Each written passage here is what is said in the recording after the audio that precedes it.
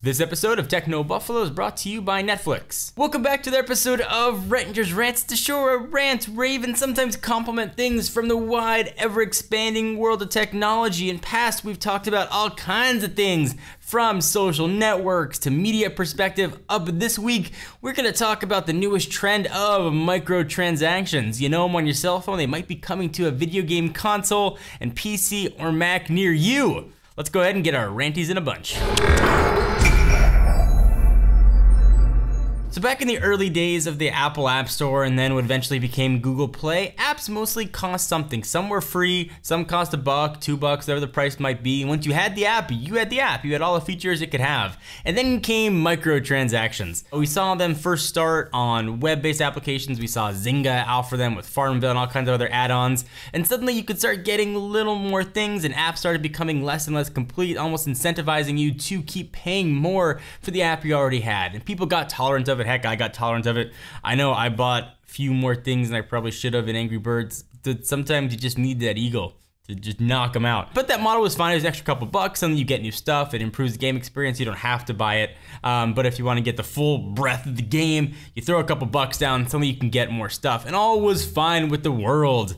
But that model has been expanding. It's sort of been the next gold rush of app developers. You know, it's always been, it was the bubble of the 2000s, and now it's sort of the app developing bubble. And I think this might be the pin that burst it. So rumors are circulating that's coming next generation of consoles. So I'm looking at you, PS4 and Xbox One, and I don't know, maybe Nintendo Wii U is next generation?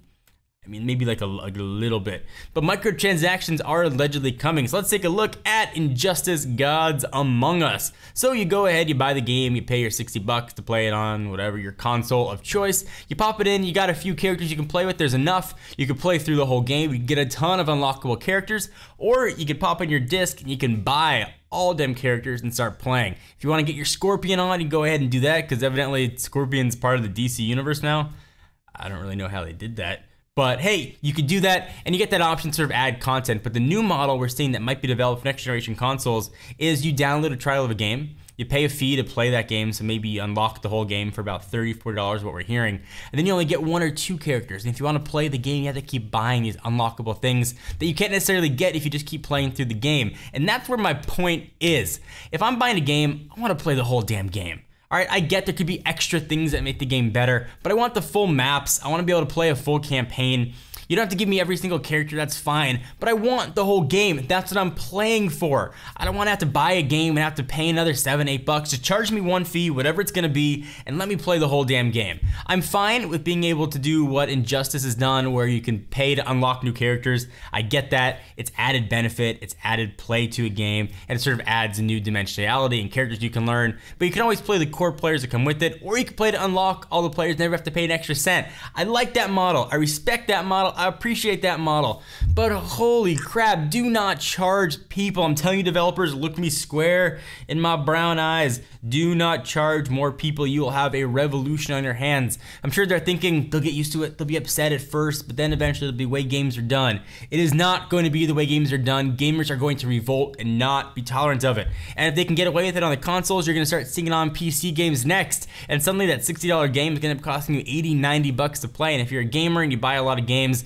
you're going to have to purchase half the games in order to get the same value that you had before, and it's just not fair, it's not right, and I don't want to see it happen. So if you see it, if you see this trend happen once the Xbox One, the PS4 hit later this year, fight, say something, go out on Twitter, be vocal about it. If you don't want to have to do that and put your hard-earned money behind games you already bought, you shouldn't have to. It just got me all angry in the face the more I thought about it. So I wanted to share that with you. You guys agree, disagree? Am I way off base? Am I slow to adopt new models and I'm just old-fashioned by thinking that if I pay for something, I should be able to play it fully? But maybe that's just me. Maybe the whole Plants vs. Zombies 2 thing is the new model for games and microtransactions are what it's all about. But I'd love to hear your guys' thoughts on it. In all honesty, leave your comments down below. We take a minute to thank our friends and sponsors at Netflix. You know them, you love them, you should definitely use them. If you live in an area where you can watch Arrested Development, for example, you can catch up on all 3 seasons before you watch the new season 4, which actually I'm doing with my wife right now who's never seen it.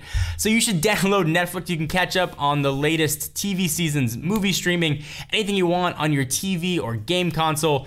Get Netflix and try it free for 30 days. Go to netflix.com/buffalo.